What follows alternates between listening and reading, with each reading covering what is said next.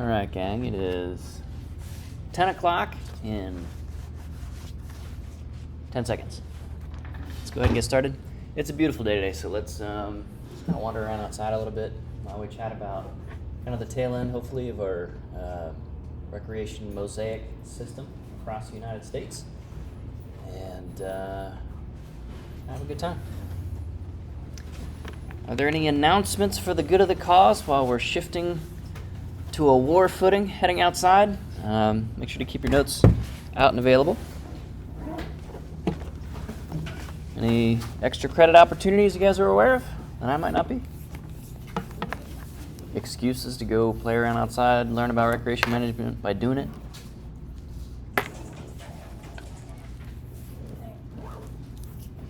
All right.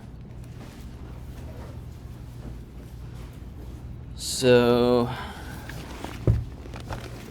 we left off kind of finishing off our discussion on Thursday with the National Wilderness Preservation System, which is, if you recall, a system of wilderness areas that happen to be located across things like national forests, national parks, wildlife refuges, and so forth. So wilderness is not managed by a specific individual agency at the federal level in the United States. It is managed by different agencies, all to the same overall goal, because national forests, national parks, refuges, Bureau of Land Management, open areas, they can all qualify as core wilderness and therefore be managed the same way by very different kinds of organizations. All right, let's head outside. So with the conclusion of the wilderness preservation system, we've got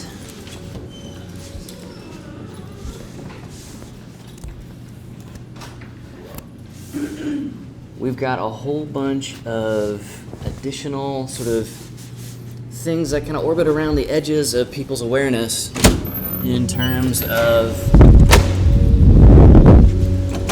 things that are not national parks, national forests, the obvious easy stuff. Let's head over towards Thompson Woods, away from the mowing. You joining us today? I'm not, but I appreciate it. All right, next time. So, for example, the National Trails System collects a couple of different kinds of really big, really long trails that could really only be managed, at least in the United States, by the federal government because they cross a bunch of state lines. So we have in the National Trails System, which is largely run by the United States National Park Service in partnership with a whole bunch of dozens of sort of volunteer trail management organizations. Tell you what, let me stand over on this side so you guys aren't all looking into the sun. I'll jump on that grenade for us. All right. So we have, probably most of us have heard of the Appalachian National Scenic Trail, yeah? All right. It's about 2,200 miles long. It crosses 14 states. It starts in, it starts at either end, I guess. But most people start through hiking that, those that do it, in sort of northern central Georgia, kind of at the bottom end of the Appalachian mountain range. Now, the far northern end of the Appalachian range, it curves sort of north and east, running up the eastern seaboard of the United States, up into Maine, in central Maine at Baxter State Park, or Mount Katahdin. But the Appalachian mountain chain actually extends right up past the edge of Maine into the Cap Gaspé area of Canada, and kind of runs down under the Atlantic all the way over to places like Scotland. That's the same mountain ridge system, even though it's sort of been torn apart by the existence of the Atlantic Ocean. That mountain chain is older than that ocean. Pretty wild stuff. So, back in the 1930s, right, we're in the Great Depression, and the National Park Service is about 15 years old in 1930. It's 14 years old, and there's kind of a lot going on with land management in the 1930s, right? It's the Great Depression, so the federal government's putting a lot of people to work, and this guy, Benton Mackay, who wasn't really into long-distance hiking at all. He was more interested in kind of like community health as a function of using your forest. So in the 1930s, right, we had this already beginning sort of seismic shift in things like farming. So moving from horse and manual labor to horses and oxen, manual labor, donkeys, stuff like that, to fossil fuel powered tractors and stuff like that. So the character and nature of farming was really changing. Right, factories in the United States in the 1920s and 1930s, we don't have like strong worker protection laws, so people are getting sucked into the machinery. Kids are working 40, 50, 60 hours a week in places like coal mines, right? Like that's what the 1920s and 30s vibe was like, right? If you're an oil baron, life is pretty good, and for everybody else, you're the one creating the wealth and trading your health to do it. This Benton Mackay guy was looking around and thinking, man, we're getting worse as our living conditions, our way of being Americans is getting a little bit worse. What if we could get people back out away from these like dirty, polluted cities, getting pulled into the machinery and losing limbs and stuff like that? What if we could just have like little spots where you could go for a walk in the forest, maybe a long walk in the forest, and at the far end of the walk, it's not just a loop where you're, walking back to your car and stuff like that after a couple hours and you just go on with your life. But at the far end of the hike, up on top of the Appalachians in this case, he was like, why don't we put together basically like little community gardens and farms and just some structures, some shelters that you could live and stay in. You don't have to pay rent. You can live off those gardens and, whatever you eat, just replant the seeds out of it and, have something for the next person hiking along or whatever. So he envisioned this whole chain of, today we might call them like communes or intentional communities, something like that. If this were Israel, I guess they'd be called like kibbutzim or something like that. Anyway, and for a lot of basic ecological and gardening reasons, right? Running gardens and shelters on top of mountain ranges is really hard to keep going, like the other 6 months of the year, and so forth. So that whole sort of grand idea of what if we had a place that anybody could just go and be. You don't have to pay rent. You don't have to get a permit. You can just kind of show up and help out for a while, and with a little bit of public organizing and support, this could work. But it didn't work, right? Not with 1930s level understandings of forestry and forest recreation management and stuff like farming and gardening on high slope situations. So Benton Mackay never really got what he was looking for. But what he did do, kind of on accident, was get the conversation going around, okay, so maybe it's not great to have a community up there, but a trail doesn't sound like a half bad idea. And a couple of kind of pilot or test areas started just linking together some existing trail networks from different isolated spots along the Appalachian chain. And it was a pretty isolated area back in the day. This is before the Tennessee Valley Authority, which we talked about, was set up to, or right as the Tennessee Valley Authority was starting to set up things like major hydropower projects. And with that, there was the sense of, okay, there's some real interest and there's some real value in having these longer distance trails, more than just a 2 or 3 hour hike at places nearby. The Appalachian Trail goes through Great Smoky Mountains National Park and just kind of co-ops about 70 miles of trails through Great Smokies from the south end to the north. And people started kind of cottoning on to this idea, right? This is pre-Wilderness Act by about 30, 35 years.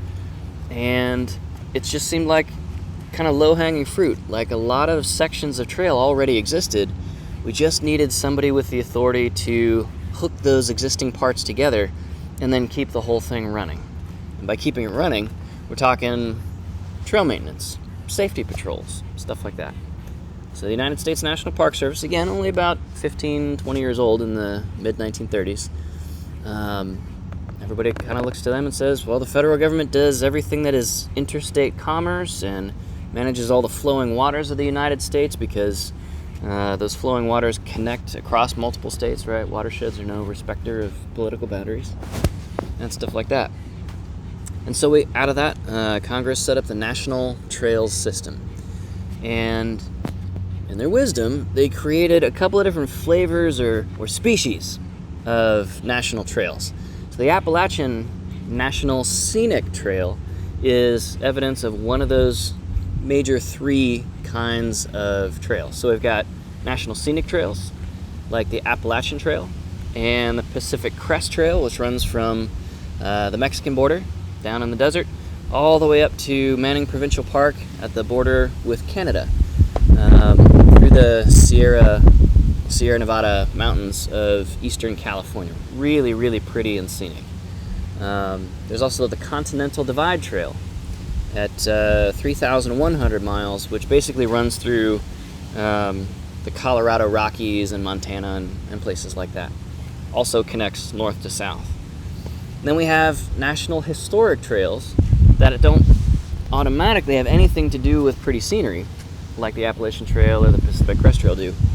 This would be trails to commemorate historic movements or migrations or forced marches of people across what were then the colonies or the territories of the United States, and are now, just sort of cross-secting across multiple states, just like the scenic trails are. So this would be like the American Discovery Trails. If you guys and gals have heard of Lewis and Clark, there's the Lewis and Clark Trail, which basically is not a physical trail so much as it is a commemoration of the actual route that they took. And parts of it you can't actually walk or drive along these days, but they didn't construct a trail. They just navigated from essentially, kind of the St. Louis area out to kind of Washington State, to try to figure out what was going on in the interior of the United States, or its territories at that time. So, we have National Scenic Trails, we have National Historic Trails. So the Trail of Tears would be a National Historic Trail for a less sort of exciting message than maybe the Lewis and Clark expedition, scientific and geographic mapping expedition. It was a forced migration of lots of indigenous people, right? The Trail of Tears. And it was one of several along that line. So, we as Americans feel like it's pretty important to commemorate that and bring attention to that. And also use that attention on the human stories of this landscape. Trail of Tears is right in our backyards here, metaphorically. We want to use the forest facilities that we have. A big chunk of the Trail of Tears is through the Shawnee National Forest, right? And so the federal government can manage that and bring considerable sort of resource and trail management expertise, human capital to bear.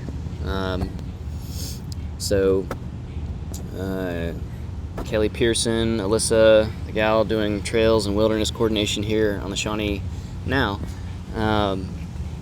they do some awesome miles of trail management along Trail of Tears. It's absolutely worth a hike for an afternoon, or hiking the whole thing. Might take a week or two, depending on your speed and stuff like that.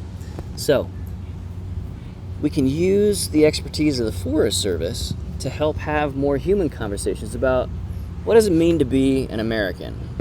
What does it mean that we as a country decided it was important to kind of force march a bunch of people living here previously into other places and out of this area, so that the rest of us can live here in a way that we kind of expect, right?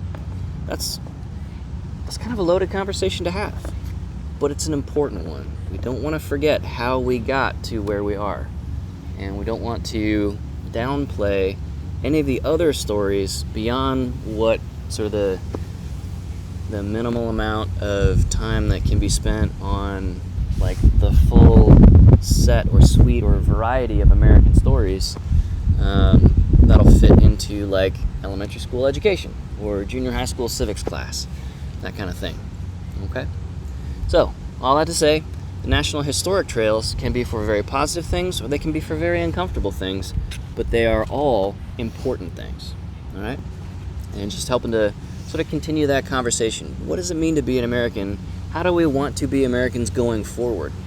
Right? For the things that are kind of uncomfortable, it's important that we talk about the past so that we don't forget it and repeat those painful mistakes. Now, the third kind of national trail is a national recreation trail, and these are intended to be a little bit closer to urban areas. They can be pretty scenic and pretty, but they're not necessarily trails that are designed to go by or up along or through major mountain ranges and stuff like that, because our major cities don't tend to be real close to major mountain ranges, except for the Denver Sprawl Metroplex area. Okay? So, let's see here. National recreation trails would be trails that are designed not so much to have an important historic conversation, not so much to be just outstandingly beautiful and rugged and difficult, but they can also be just as long distance as some of the others. They tend to be shorter because they're closer to more urban areas, so it's much harder to get a bunch of people and a bunch of miles of trails existing harmoniously right next to a city of 6 million people like Chicago. So they tend to be shorter, and they tend to be much more sort of heavily armored up. And that means we can put a lot more use on them before they start degrading and eroding and being unsafe and stuff like that. And it also means, because it's kind of armored up, or some sections of national recreation trails can be paved or with mixed fines gravel or something like that, we can run a lot more use over it and more kinds of use. So national recreation trails can handle, in some sections, things like mechanized use. They can handle a lot more mountain bikes. They can handle a lot more horses and so forth. And since they tend to be shorter and closer to things like narrow gauge or trail scale road building equipment, we can repair them more easily, more cheaply, and much more intensively. When a hot spot of impacts do start to show up, that's all right. We can just parachute in the whole trail work apparatus and get that area fixed up and have millions of people on that relatively short trail each year doing just fine. Okay? So, the National Scenic Trail it's longer, it's much more fragile, it's much prettier, and a National Scenic Trail like the Appalachian Trail can have a couple of million visitor days on it. It's not all through hikers, it's a ton of day hikers. But they tend to be further from urban areas, and so there's kind of, even just in our national trail system, we got something for everybody. If you want to ride your horse, okay, the Pacific Crest Trail is 2,700-ish miles long, and the whole thing is graded for stock, meaning at no point is it ever over any length of trail over about 100 meters long. It's never more than a 15% running slope. That's important for pack stock because the steeper the trail slope is, the harder it is for horses with their single sort of grippy hoof.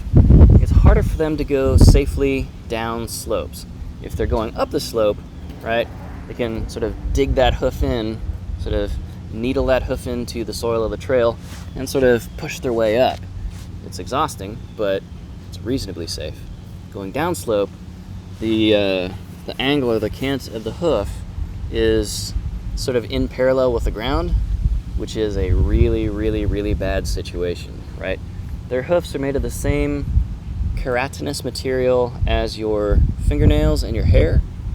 And if you run your thumb across your fingernails, it's not really a high friction deal, right? So horses really struggle with steep downhill trail slopes, steep negative angle slopes.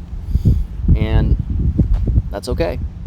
As long as we keep the trail within a 15% running slope, then the horses can do just fine.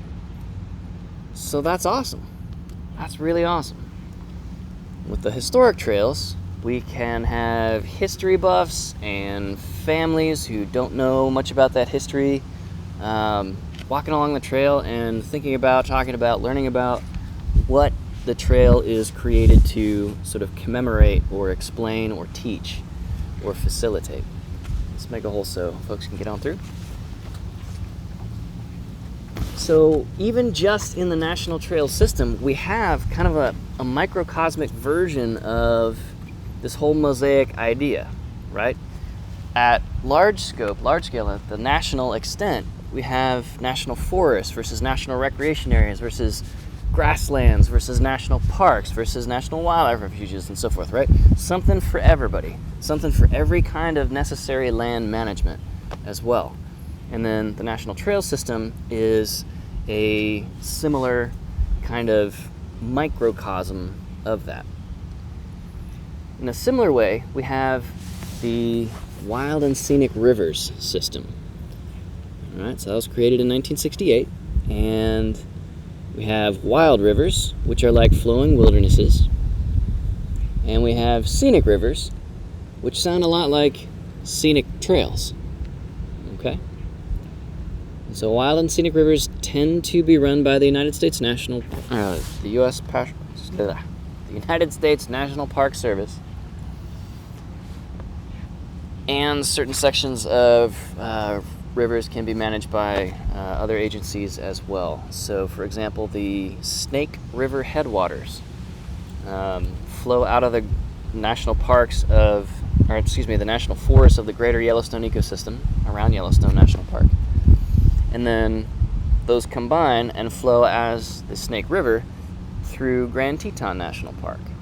And so National Park Service manages that headwater section. The National Forest System is responsible for those headwaters of the Snake. And there's a whole lot of restrictions on wild and scenic rivers to make sure that when you show up to go fly fishing on that National Scenic River, or if you show up to go whitewater rafting on the Snake River headwaters through Teton, something like that. So you have flowing north to south, and over your right shoulder is like the Teton Range right there, and it's a pretty cool deal. There's a lot of things you're not allowed to do on wild and scenic rivers. It's a fairly restrictive system, so that 500 years from now, your great-great-great-great-great-grandkids, if you guys decide to reproduce and are successful in those efforts, good luck, they can go float the same river and have the same vibe or mood or lifeway rolling through that. Does that make sense? All right.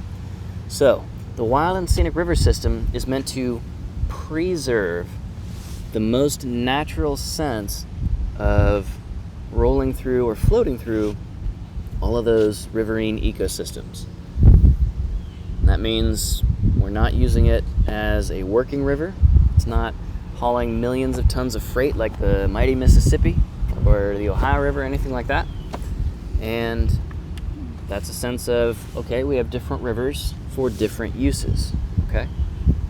So, within a particular national park or forest or wildlife refuge, this idea of sorting out different rivers for different kinds of uses, and sorting out some rivers as like industrial rivers, the Mississippi, and other rivers as like wild and or scenic,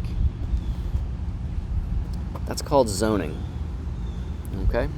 So the practice, the forestry management practice of carving up different sections of river or different sections of your national park or your national forest into different uses, each of those uses being assigned to one or multiple zones.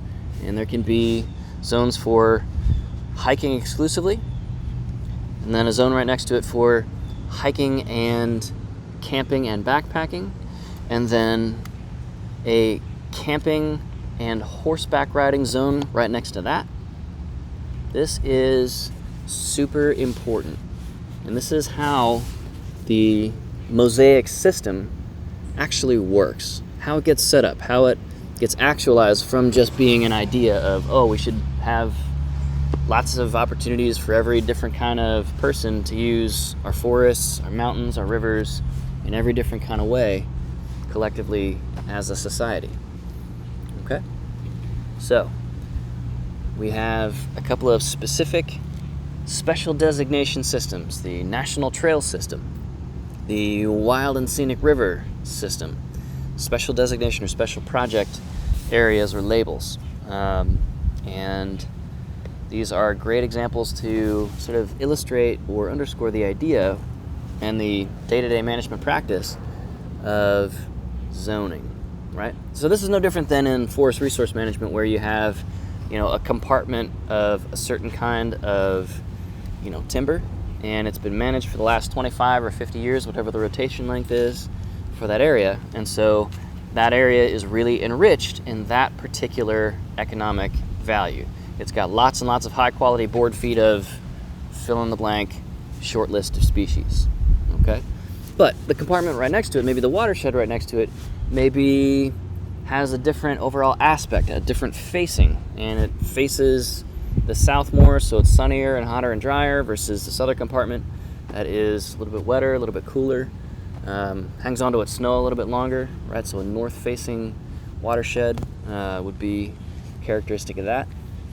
And, we don't get mad or lose sleep over the fact that one watershed is drier and sunnier than the other. We just adjust our plans and put in a forest management plan for sunny, hotter, drier watershed that's going to produce maybe more pine, for example, versus this cooler, wetter, hangs onto its snow longer, maybe a more mesophytic kind of a setup here in the Midwest, right? Yeah, so it'd be like a difference between East and West in America.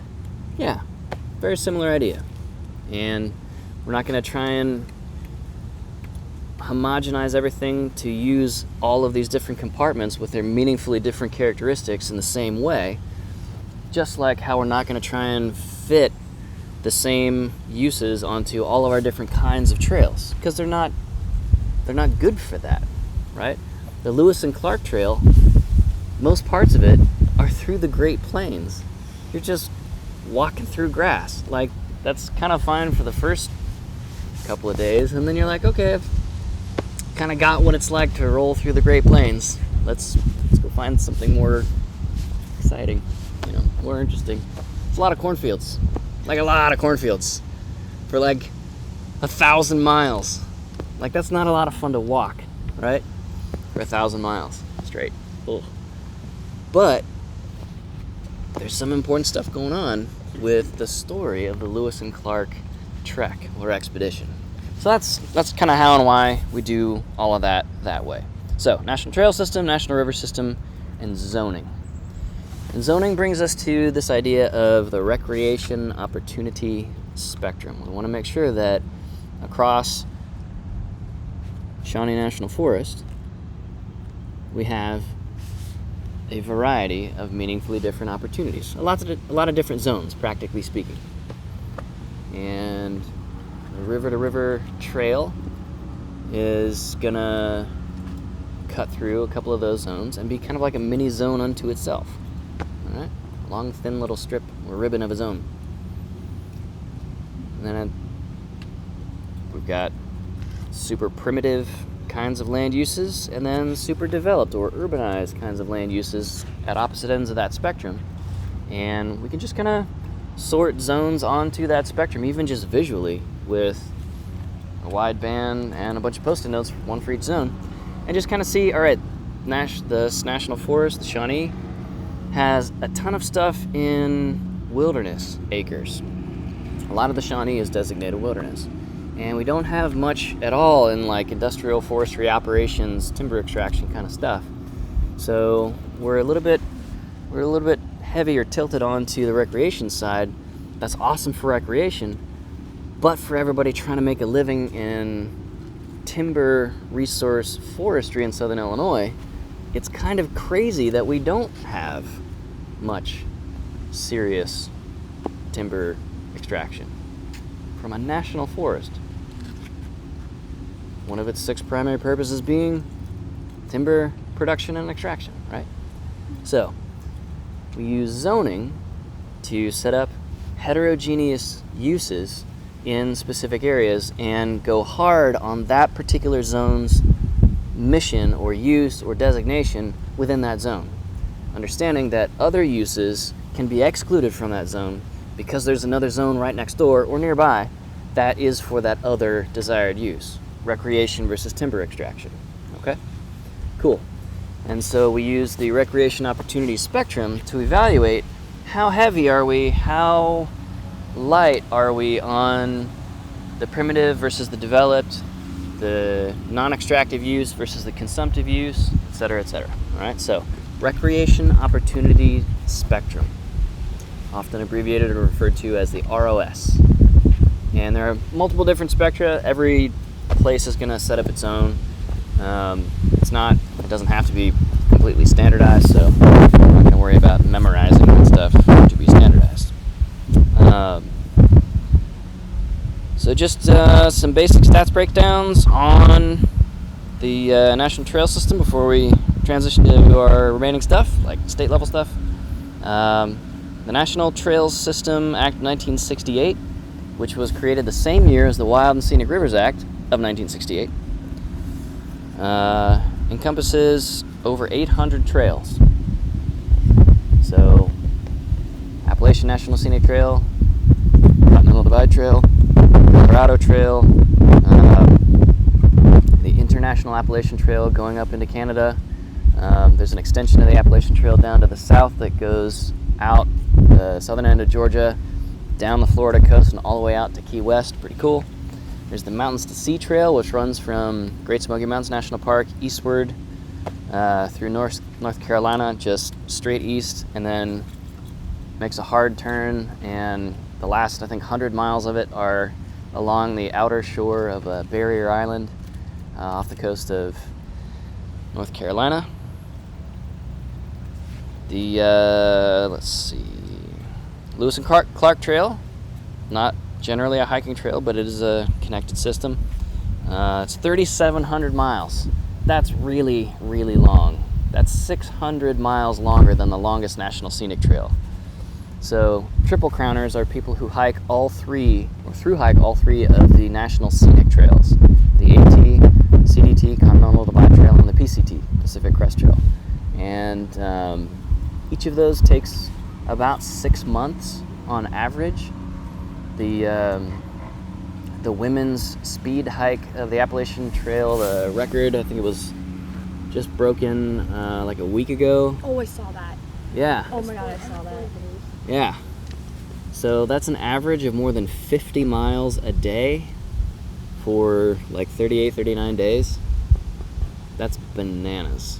And that's not backpacking whatsoever. That's essentially ultra-marathoning 39, 38, whatever it was, days in a row. It's completely supported, right? Somebody's meeting you with a vehicle at every road crossing, and you're just carrying like a rain jacket, maybe, and a bunch of like power gel goo packets to keep going. I couldn't do it. Anyway, let's see. The Iditarod National Historic Trail commemorates folks taking necessary vaccines way back in the day by sled dog from, I think, Anchorage, Alaska, up to, I don't know, Fairbanks or Nome, one of the places much further north.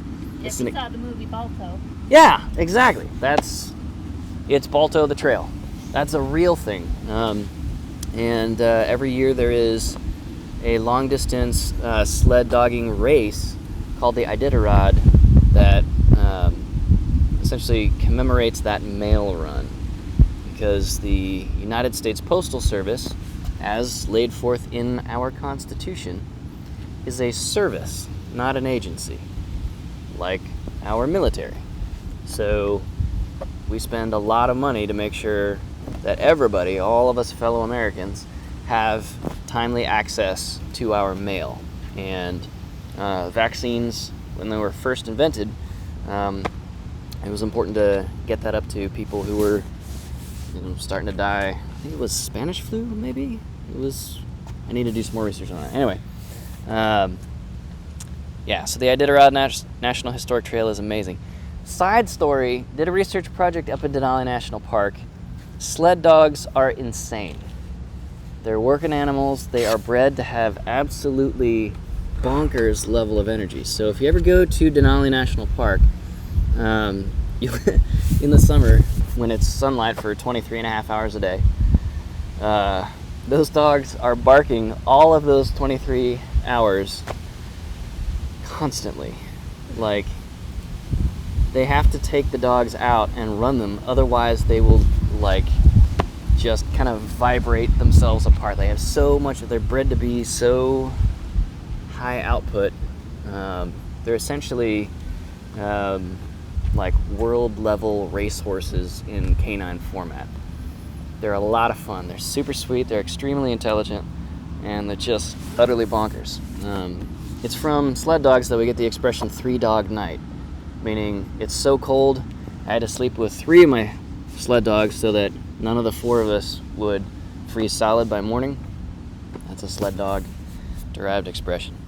3-dog night. It's not just a band. All right. So the last kind of little data point for the National Trail System. Is anybody familiar with the Tunnel Hill Trail? Anybody? No? Oh, well, today is the day. The Tunnel Hill Trail is part of a National Trails Conservancy program called the Rails to Trail system. So back in the mid-1800s, we relied on railroads, of course, to connect up the east and west coast before the advent of air freight and before the advent of lots of the canals and locks and dams that we kind of take for granted now. It's all just sort of this invisible, enormous logistics system that moves stuff and people kind of anywhere we need it to go inside the United States. Back in the day, the only way to do that was either by wagon or stagecoach. So like the Pony Express, if you're familiar with that, extremely, extremely resource intensive to have somebody ride a stage one section of the journey from Omaha, Nebraska to San Francisco, for example. And so we had specialized services like the Pony Express to do that. Each person would, gallop the horses 100 miles or something, and then get a fresh set of horses, maybe stick a non-busted wheel back on the stagecoach because they didn't really have a great suspension system and the spokes were wood. I mean, imagine, God, riding across the United States on wooden wheels. Whoa, your butt would just go flat or fall off. Anyway, so the railroads placed that, and then the highway system, based on lots and lots and lots of intensive lobbying from the oil industry and auto manufacturers, essentially means that we kind of mostly mothballed our rail transport system in the United States. Other countries went a different direction, and so now with the Schengen zone across all of Europe, you can just get a Eurorail pass and go anywhere in any of those countries, and it's all hooked up, and the trains are awesome. They're amazing. They're like first class travel on airlines in the United States. Japan is the same way.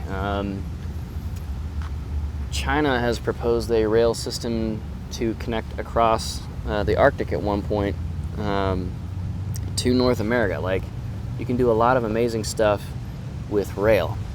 But we decided to go a different route in the United States, again, based on oil industry and automotive manufacturing industry, and all the lobbying that goes with that. So we had this enormous network of railroads built out and then surpassed or replaced partially by our road and interstate and highway networks, but not till much later, right? So we didn't get the Eisenhower interstate system until after World War II. That's like 100 years after railroads were kind of like the big deal. And railroads are still doing their thing, but in a much diminished role, despite the efficiency of it. And so there's a whole bunch of miles of track that we worked really hard over a century to build out. And so we just had a whole bunch of track that wasn't getting used. And so somebody's bright idea was to convert these really nice, really flat, beautifully constructed, durably constructed sets of unused rail lines and just turn them into like walking and biking trails. So for those of you who had heard of the Tunnel Hill Trail, has anybody ever been on the Tunnel Hill Trail? I haven't been on the trail, but I've been to the area. You tested on the way to Jackson Hole? Yep. Okay. Yeah. It's really nice. It's a nice, smooth, flat, super fun trail to just like grab your whole family, put them on bikes, and just ride for a couple hours. And you don't have to like bust your own ass to do it because it's formerly a rail line. So it's not going to be super steep. It's a rail line formerly, so it's not going to be super bumpy or technical or rocky and rude or anything. You just kind of go and just mosey, you know? Like you don't have to sweat it out all the time. And for a lot of people, especially old, tired, sad people like me, a rail trail is a really, really nice trip for a day or for a week or for a month. You can go 50, 60, 70, 80 miles a day, no problem on a bicycle on a rail trail. So it's a really nice way. It's a cheap way. It's a healthy way. It's a pretty safe way to travel and see the country, right? So a lot of people get killed on our highway network. Like a lot of people get killed on our highway network. Rails to Trail network, much safer alternative. Super awesome. Okay? So that's part of the National Trail System as well, and that's a program of like states and communities. If they have a section of rail that is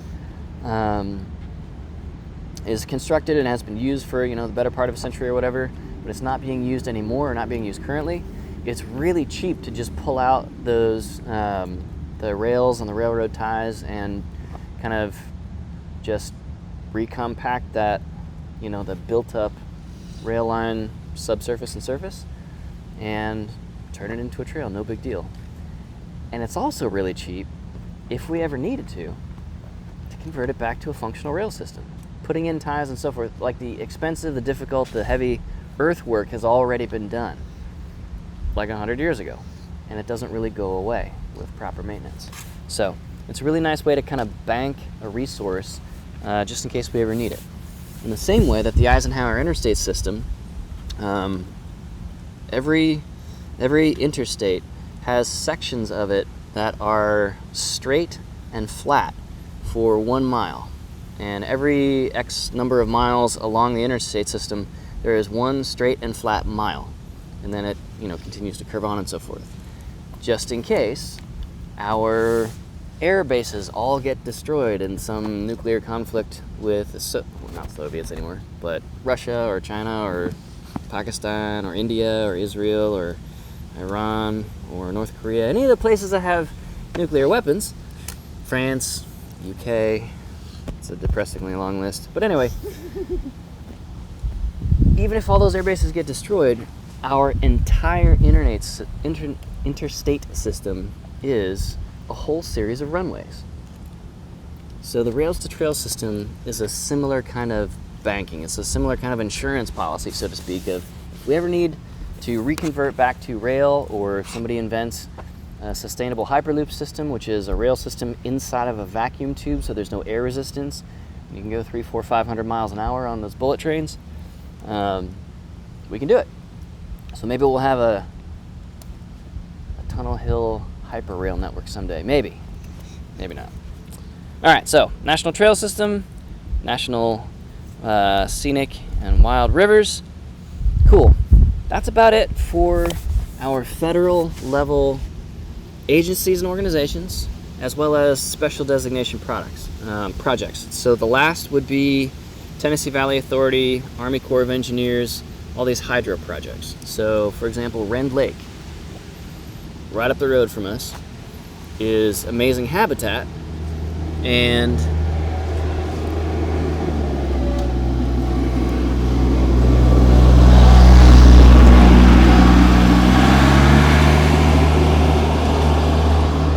Rend Lake is an awesome place to go for Labor Day or 4th of July and go see the fireworks and just water ski around and stuff like that. And it's run by our military, by the United States Army Corps of Engineers, which does all of the big federal water projects in the United States. And the fact of Rend Lake existing in Illinois, where there are only 6 natural bodies of water total and thousands of impounded bodies of water created, like Campus Lake and Rend Lake and Crab Orchard Lake and all of the other lakes that you know around southern Illinois, those are run by the military, because the Army Corps of Engineers has to maintain a mission of readiness on being able to do big earthwork projects, big landscape things like destroying bridges, putting up bridges when people are trying to destroy them, and so forth. And so the decision was to, let's have the Army Corps of Engineers do a whole bunch of water project management, and they do a really, really good job with it, because in the United States we fund our military like this much, $750 billion a year, and some of that goes to places like Rend Lake. So water project areas are a big deal, and the Army Corps of Engineers alone, not even factoring in Tennessee Valley Authority or Bureau of Reclamation, other federal organizations that do water project management, the Army Corps of Engineers alone manages more miles of created shoreline around Rend Lake and all of the other Corps run projects than there are miles of natural shoreline along the continental United States, right?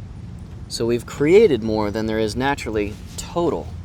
It's like, yo dog, I heard you like beaches, so we put beaches in between your beaches so you can go to the beach while you go to the beach. It's an old exhibit meme. That reference was so hot in like 2005. Anyway, wow, that's 19 years old. That's as old as some of you guys. I'm gonna go rethink my life now.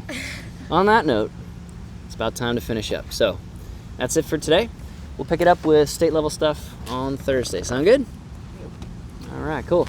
I'm around for questions if you have them. Are we good for 11 or? Yep.